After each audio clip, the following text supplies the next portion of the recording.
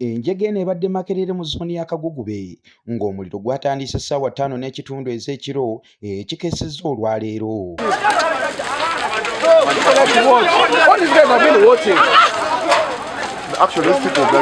Poliisi ezikiza omuliro yayanguye okutuuka kyokka we yatuukidde ng'ebintu ebisinga bimaze okusaanawo omwabadde emmotoka 3 okuli ey'ekika kya Nuuwa Pajero kw'ossa ne taxi namba UAT 404X, obuyumba obutunda sipeeya w'emmotoka 3, ekibanda ky'amanda, saaluuni emu n'obuyumba bwa wooteeri 3.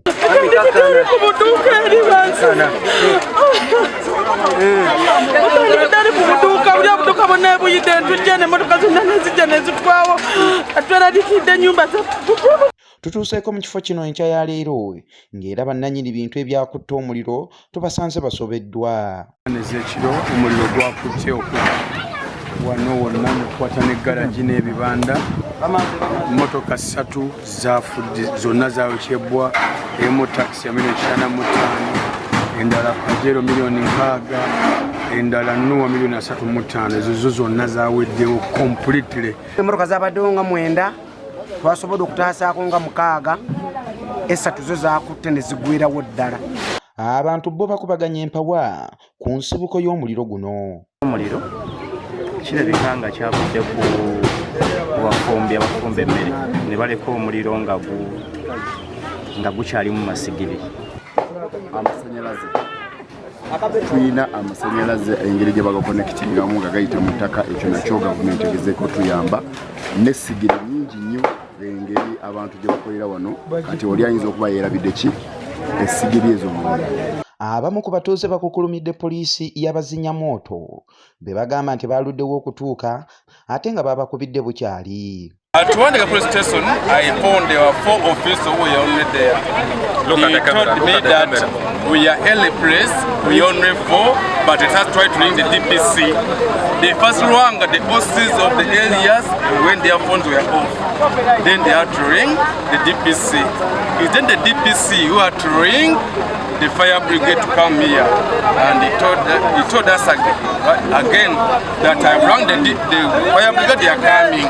Abakulembeze b'ekitundu kino balina kye boogedde ku nsibuko y'omuliro guno. Lwa wiiki ewedde Olwomukaaga naleeta emmotoka yange eno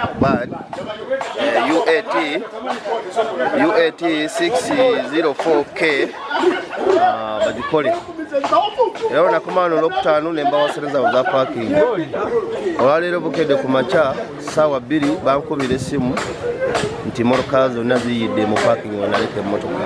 Betaaga okuyamba kubanga guno omuliro gwayonoonye ebintu bingi wanene.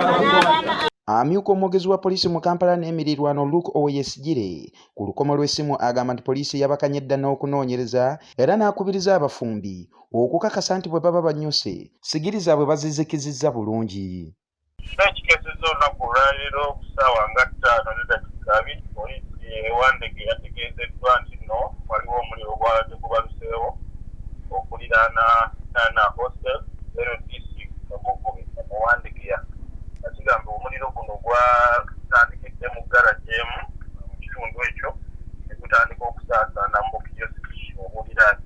Poliisi yadduse bunnambiro n'esobola okuzikiza omuliro guno okugutangira okusaasaana naye ng'emmotoka 2 ezabadde zipaakingiriza ku kigwakutteko zikyaginga mu maaso era ng'abanoonyeza bajjadde batwala alipoota yabatulate naye nga tewali n'omu yadde.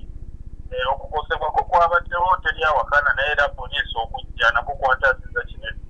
We tuviiridde wano ng'abantu abayokeddwako ebintu byabwe bakyebuuza kiki ekiddako kubanga tebalina wadde wa kutandiikira kuba emmaali yaabwe yasaanyeewo. Bado tumanyi kati kozi oba wali weereseemu omuliro oba amasannyalaze baagowalinga bubi nga kivuddeko obuzibu.